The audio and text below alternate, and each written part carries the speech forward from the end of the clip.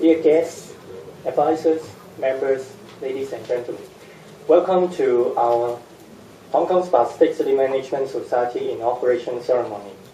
I'm Dr. Law, President of Hong Kong SMS.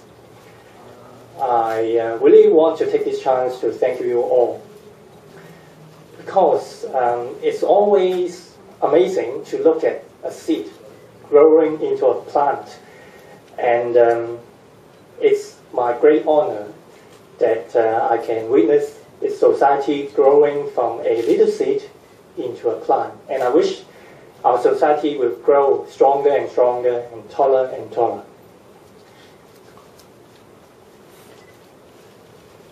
I met a patient in the clinic. She's a teenage girl. She's young and nice looking, but she had a stroke a few years ago with left hemiparesis. She came into my clinic in a wheelchair accompanied by her mother, and I asked her, are you studying in school? She said no, and then I asked her, do you have a job?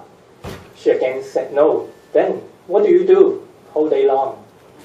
She said, I stay at home, surfing the internet, and also texting my friends. I just tell her, how could you be like that? You're so young. You deserve a better social life. You should hang out with your friends, enjoy the sunshine, and at least you should try to search for a job for yourself. And she also told me she's not having any particular treatment for her spasticity and tone. In fact, her tone and spasticity is not that bad. Over the wrist and over the ankle, it's around MAS 1+ or 2. But she said her therapist told her, you don't have any specific treatment apart from stretching exercise. There is nothing more we can help you. And then I tell her, this is wrong. We should make this right. There are something more we can help you. So I invite her to come to our cluster. She's not living in the cluster I'm in. But obviously I won't tell you which cluster she's living in. And I encourage her to think more positive and enthusiastic in her life. So this is also our aim.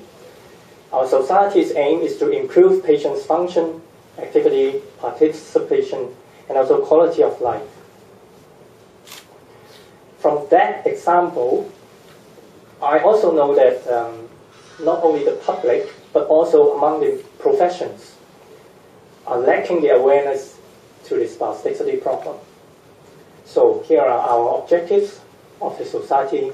We want to increase the awareness to the public and also among the medical professions to this problem. And also we want to act as a platform for exchange of knowledge and experience of managing spasticity. And via evidence-based practice, we want to improve the standard of assessment and care of patients with spasticity and tone problem. So we will have regular reviewing world literature. We'll try to promote scientific research. We'll also take up an active role in education and also consultation, especially to the public. So, what is so special about the Hong Kong SMS?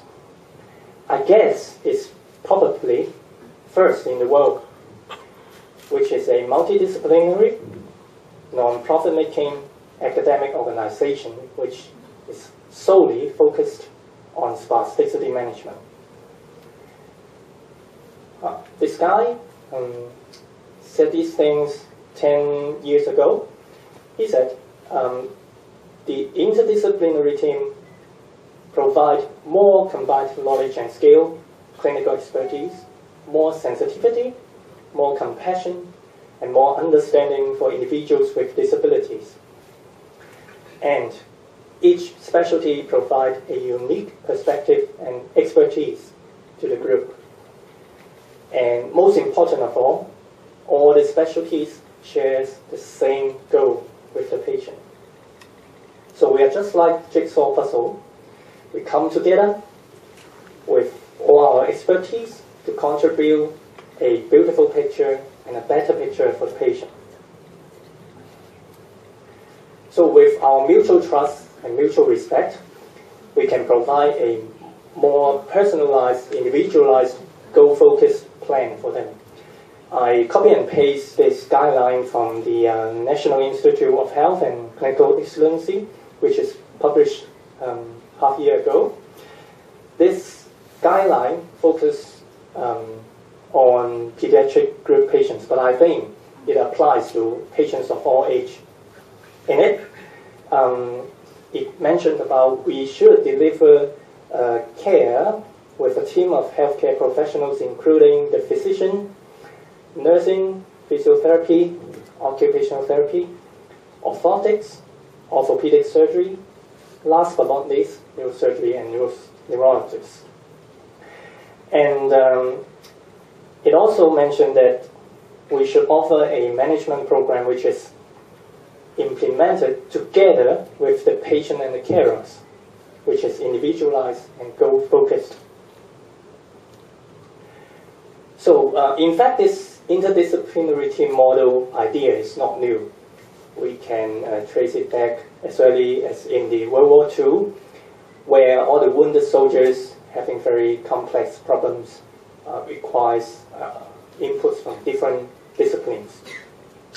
And it stressed on a teamwork, including the patients and also the carers.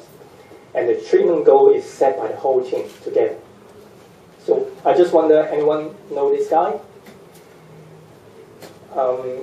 In modern era, I think he's the best guy to play this model in an excellent way.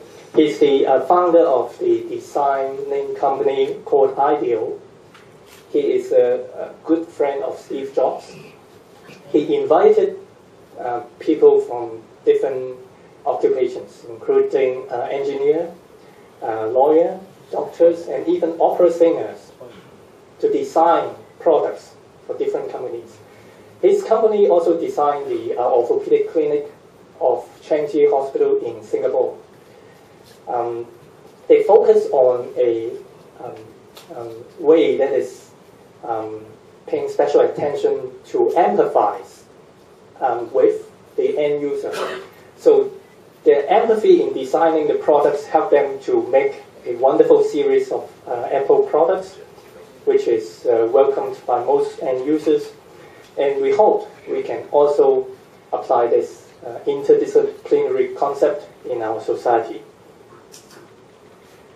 And thanks to our education liaison officer, Dr. Ernest Ma, he prepared a very detailed schedule in this year and also to next year.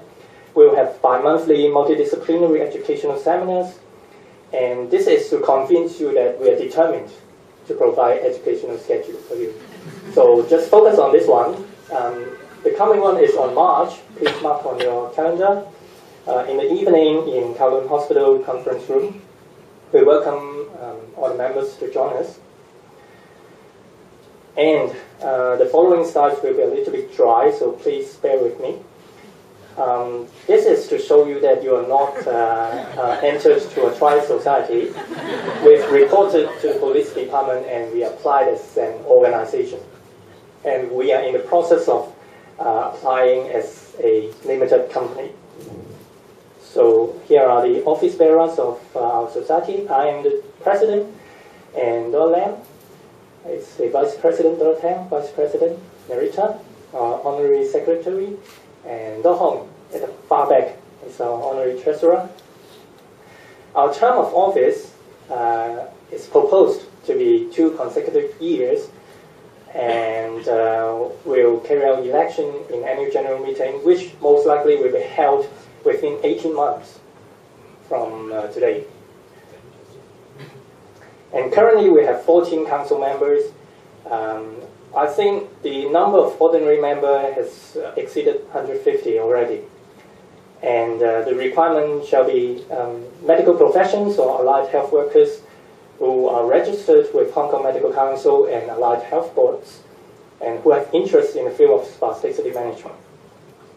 For associate member, anyone, the carer, the patient, and anyone who has interest in the field of spasticity management can join us, but they don't have the voting power and don't have the right of office. So we're honored to have so many advisors from the local community. We have Dr. Fong, Dr. Law, Ms. Poon, Priscilla, Professor Poon, and also Dr. Yam as our honorary advisors. And for overseas advisors, we have Dr. Francisco from the University of Texas, Dr. Watt from University of Alberta, and also Dr. Tang from Chung Kung Memorial Hospital. And we are so happy to have Mr. Butt as our legal advisor.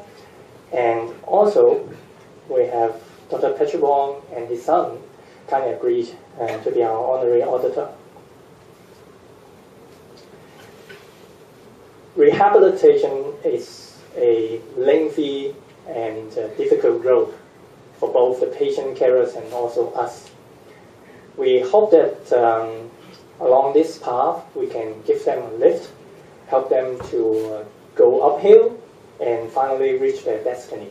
Although we often face with a dilemma, we have to maintain them to be hopeful about their situation, but in the meantime we have to prepare them for time of disappointment. But we are determined to carry out our mission is to help them to overcome all these difficulties.